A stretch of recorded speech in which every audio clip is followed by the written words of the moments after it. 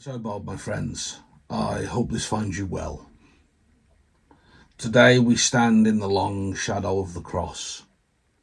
And John's Gospel, which of course will be in the description, it doesn't soften what happens to Jesus, and neither should we. I know there is a sanitized version of the crucifixion out there, and I know, we have to be careful because little people are going to be reading this, and it can be upsetting to children. And I get that completely.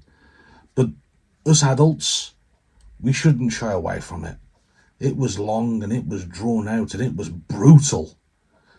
I'll hold my hands up, I'll admit I haven't seen the Chosen's version of the crucifixion yet. I'll also hold my hands up and say that I've watched, oh gosh, I think it's the Jim Caviezel one. That upset me. And if you've ever seen the mini-series, The Bible, oh boy, the crucifixion scene in that broke me. John's Gospel doesn't soften what happened to Jesus, and neither should we, because it's a story of betrayal, violence, injustice, and death. It begins in a garden. We know this story. The soldiers arrive with lanterns and weapons, and it ends in another garden. That's no accident. This story begins in a garden and it ends in a garden. With a sealed tomb, with a broken world holding its breath. So Jesus is praying in Gethsemane and he's bound, questioned, struck, mocked, crowned with thorns, sentenced, even though he's innocent. He's beaten until his body gives way under the weight of the cross, a cross he cannot carry alone. And then he's lifted up, not in glory as the world understands it, but in agony for everyone to see.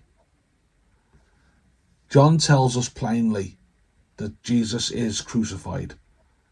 Nails pierce his hands and his feet, his body is exposed, his dignity stripped. He thirsts, he suffers, and finally, he dies. We cannot rush past this. And it's so tempting to do because it's such an emotive thing.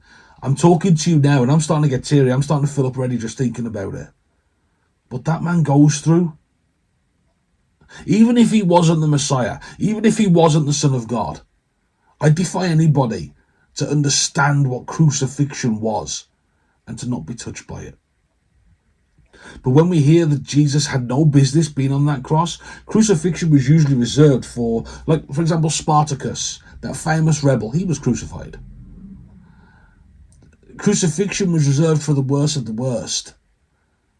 This innocent man who told us all to love one another as I have loved you was nailed and stuck upon that cross and left to die for 3 days. I defy anybody to know that and it not to get to them. Because if we hurry to Easter morning too quickly, we miss the depth of Good Friday. The cross isn't just a symbol, not at all. It's an execution. It's the collision point between human cruelty and divine love.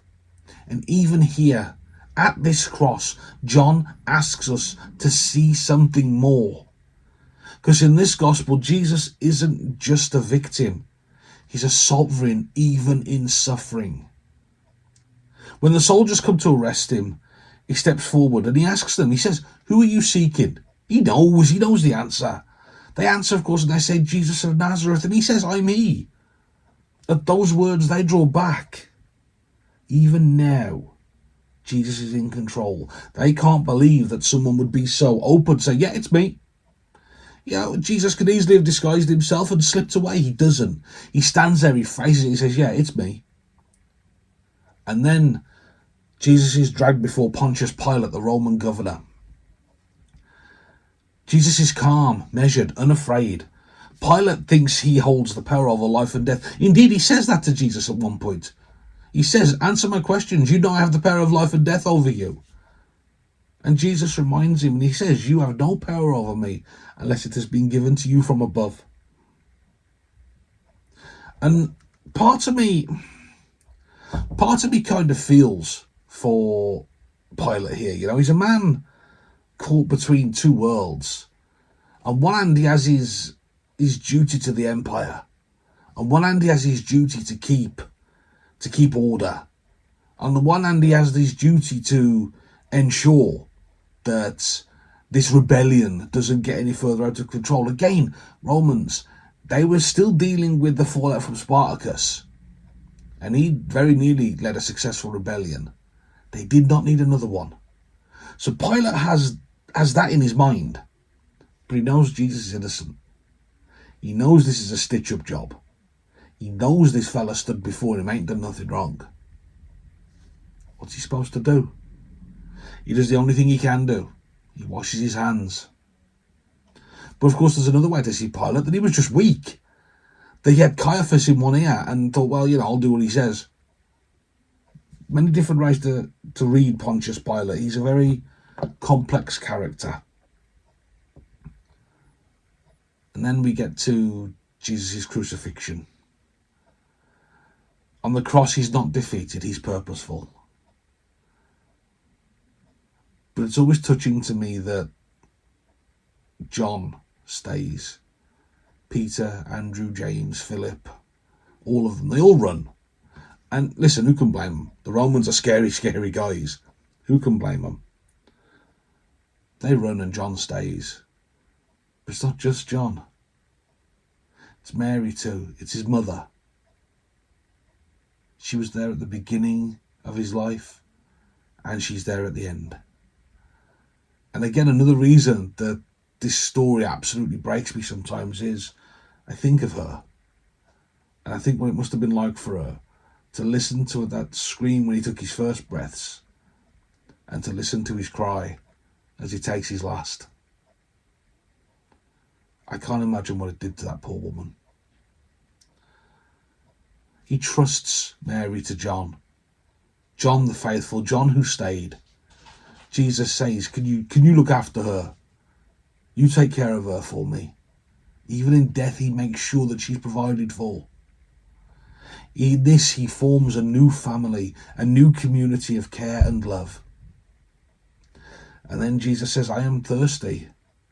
With clarity, with intention, he declares, it is finished. Those three words, not I am finished, but it is finished. The work is complete. What work? The work of love that doesn't turn away. The work of forgiveness, even in the face of violence. The work of bearing the weight of sin, not by denying its reality. We get nothing by sticking our heads in the sand. Jesus absorbs its full force and he refuses to let it have its final word. He absorbs its full force like Superman catching a train. And Jesus slows it down to the point he stops it. And that's the heart of Good Friday. Not that suffering is avoided, of course it's not. But that God enters fully into it. There's no pain that we carry that's foreign to him. He knows it all. Read the Gospels, it's in there. Grieving? Yeah, Jesus went through that. Lazarus. Hungry? Yeah, Jesus went through that in the desert. Tempted? Yeah, Jesus went through that. Every single thing we can feel, he has felt before us. There's no pain we carry that is foreign to him. There's no injustice, no grief, no betrayal, no fear of death that he hasn't faced. We see even Jesus is afraid. He knows how the story ends and he's still scared. The cross tells us that God doesn't stand from a safe distance. God doesn't stand back from human suffering. God is in this suffering. God is in it with us. He is in it for us. And that's where hope begins. Because if God's present, even in this absolute storm, and I can't swear because it's YouTube, and I might get in trouble if any of the higher ups see it. God is present even there. Where it absolutely hits the fan, God is there. At the worst humanity can do, there's no place beyond the reach of his love. Look at the details that John includes. The soldiers divide Jesus' clothes. They roll dice for it, It's cruel, that casual indifference to a man dying literally above them. But even that becomes part of the larger story that God's weaving. Blood and water flow from his side when he is pierced. It's a sign that his death is real, not symbolic. Jesus dies. But for John, it's also a sign of life poured out. And we see two figures step forward, two men that are rather unexpected in a sort of aging Merry and Pippin from Lord of the Rings kind of way. We see Joseph of Arimathea and Nicodemus. Nicodemus, of course, is a member of the Sanhedrin. Nicodemus is a great and wise man. He comes to Jesus by night because, of course, he's afraid. He knows exactly what Caiaphas and the lads are going to do if they catch him talking to Jesus. But he needs to know. He needs to see for himself. Nicodemus is one of these wonderful, wonderful men who, while he holds something dear and he believes something dear, that when he is confronted by evidence to the contrary, he changes his mind. How wonderful is that? Nicodemus comes.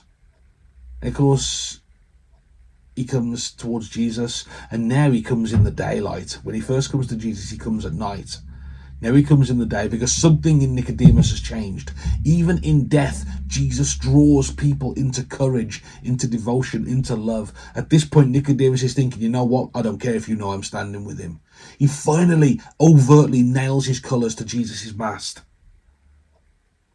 It's the quiet hope of Good Friday that even as the darkness seems to win, even as we can hear the enemy cackling on the wind, even as the cross looks like the end, even as the cross looks like failure, even as the cross looks like silence from heaven.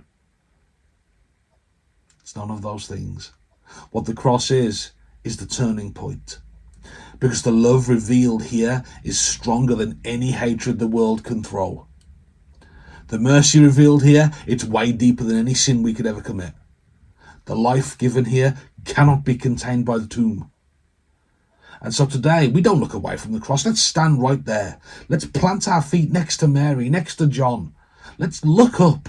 Let's grieve. Let's carry our guilt. Let's carry our questions and our fears. And hear those words again. It is finished. And you know what?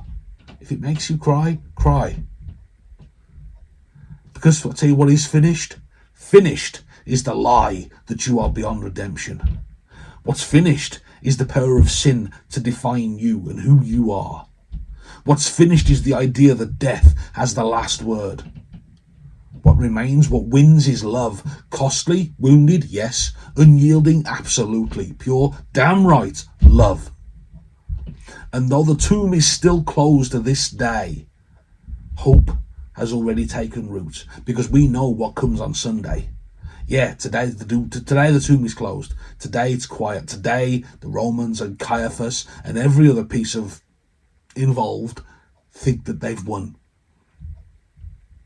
Because the one who hung upon that cross is the same one who says, I am the resurrection and the life. And so we wait, we grieve, we remember, but we do not despair.